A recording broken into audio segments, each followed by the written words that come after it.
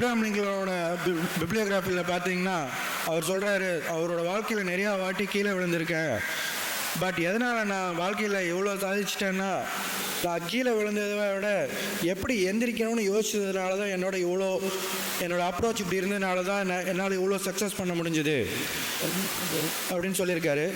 இங்கிலீஷில் இதுக்கு ரெசிலியன்ஸ்னு ஒரு வார்த்தை இருக்குது. Is the ability to recover quickly from difficulties. It is simply means I will get up one more time. எத்தனை வாட்டி நான் விழுந்தேனோ நான் மீண்டும் எழுவேன் அப்படிங்கிற ஒரு வைராக்கியமாக இருந்தால் தோல்வியே உங்ககிட்ட இருக்காது. அதுக்கப்புறம் எப்பவுமே வெற்றி தான். ஜெயிக்கும் குதிரை புல்லை பார்க்காது. குதிரைக்கு புல்லு தான் சாப்பாடு. புள்ளையே பார்த்துட்டு இருந்தால் அது ஜெயிக்க முடியாது. கரஸ்பாண்டன்ட் சார் சொன்ன மாதிரி இன்றைக்கி ஸ்டூடெண்ட்ஸ் கையில் ஒரு மொபைல் ஃபோனுங்கிற ஒரு ஆயுதம் இருக்குது. அதில் பல வகையான டிஸ்ட்ராக்ஷன்ஸ் உங்களுக்கு இருக்குது. சோஷியல் மீடியாவில் பார்த்திங்கன்னா ஸ்னாப் சாட்டில் ஆரம்பித்து ஃபேஸ்புக்கு, இன்ஸ்டாகிராம், அது இதுன்னு நீங்கள் நிறைய ஆப்ஸ் வந்துடுச்சு.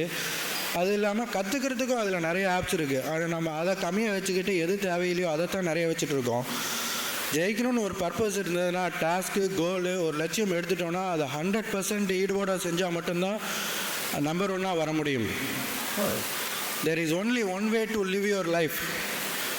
நம்ம யாருக்கிட்டையாவது உத்தரவாதம் கொடுத்துட்டோன்னா நம்மளை நம்பி அவங்க வாழ்க்கையை பிளான் பண்ணணும்.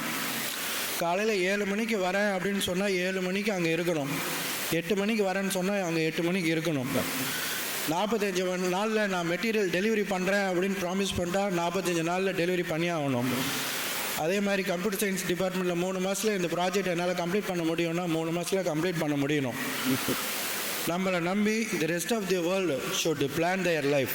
நம்ம கமிட்மெண்ட்டை கரெக்டாக நம்ம முடியும்னா முடியும்னு சொல்லணும், முடியாதுன்னா சொல்லணும். அது தப்பே இல்லை. என்னால் முடியாதுன்னு சொல்கிற தப்பே இல்லை. எந்த அளவுக்கு நம்ம மனசு ஒரு நிலை பண்ணுறோமோ அந்த அளவுக்கு அவர் மைண்ட் பிகம் பவர்ஃபுல்.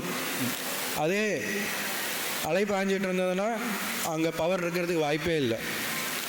சாதிக்கணும் அப்படின்னா கான்சன்ட்ரேஷன் ரொம்ப முக்கியம். மனசை ஒருநிலைப்படுத்தணும். அந்த தன்மை இருந்தால் மட்டும்தான் வாழ்க்கையில் ஜெயிக்க முடியும்.